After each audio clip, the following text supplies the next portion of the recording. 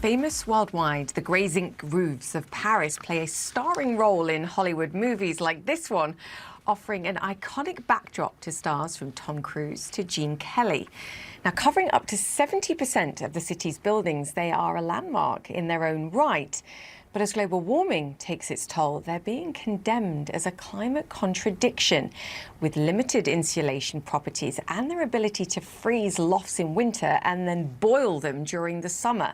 Now, 3 MIT graduates think they might have found a simple solution to cover the rooftops with wooden structures on load-bearing walls.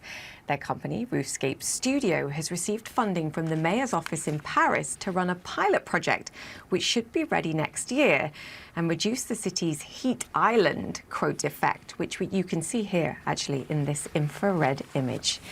Olivier Faber is the co-founder of Roofscapes Studio, and he joins us now. So welcome to the show.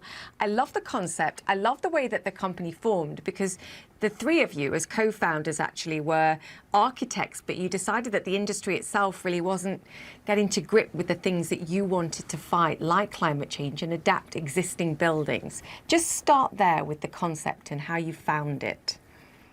Yeah, thank you, Julia, very much for having me on the show. We are indeed 3 co-founders. We met in architecture school 7-8 years ago.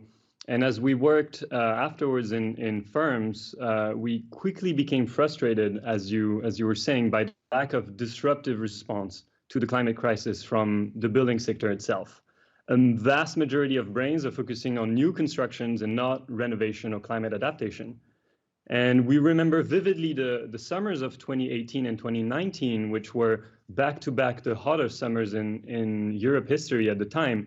And we kind of saw that for a call for action. We decided to quit our jobs and join the MIT School of Architecture and Planning to start Roofscapes and start dealing with climate adaptation on a day-to-day basis.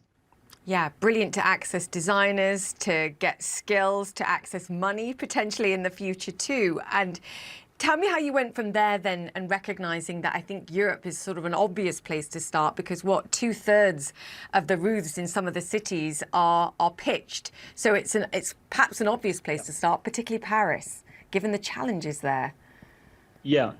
So zinc of roofs of Paris, but along with many other CD materials like asphalt or concrete, so all kind of metals, absorb a ton of solar radiation and then radiate this heat back into the city. And this causes an enormous distortion in the city's temperature, called the urban heat island effect, as you were saying, creating temperatures up to 10 degrees higher inside cities than in neighboring rural areas. At the global scale, we know why all of those heat waves are happening. We know that the hotter climates are moving away from the equator and sliding into lands that used to be cooler and more tempered. So heat waves are really a new issue for France, as it is for a lot of states in the US. And it seemed like a really good place to start, because those poses significant threats to the health and the well-being of populations, because the city is not ready for weathering such temperatures. In fact, health agencies in France have already started to ramp up their capacities to care for people during heat waves. But they're now calling on architects and planners saying, well, there is only so much we can do on the health side, because the building fabric is the real lever. So you need to adapt the city at scale, and that's what we're trying to do. Yeah, the scale point there, word there is the key, is how do we do this on an insignificant size? What's the cost of the building that you're planning to do? And we should see that in 2024. And what feedback have you had? Have you had sort of business owners coming to you and saying, hey, we've got a roof and we'd like to do this too? Yeah. Exactly. So the kind of interaction that you're describing happen every week now that we are fully established in Paris after our MIT experience. We moved back to Paris in January of this year. And every week, Roofscape Studio is contacted by condominium associations or people who just go on our website, roofscapes.studio, and say, how we are suffering from extreme heat. What can we do? So as of today, we've started feasibility studies for about 30 buildings in the Paris area, and we'll move forward with a few of them over the next year, including pilot project with public actors, etc. In terms of funding, we prioritize non-dilutive funding for now.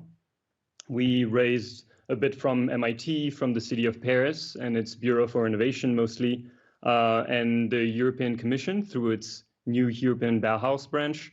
And I think for us, we have currently raised enough to conduct our R&D and deploy our first pilot projects in Paris, but we'll be looking for investors in 2024. I think before that, it's essential for us to prove that these solutions are technically possible, financially viable for homeowners, but mostly environmentally beneficial for everyone.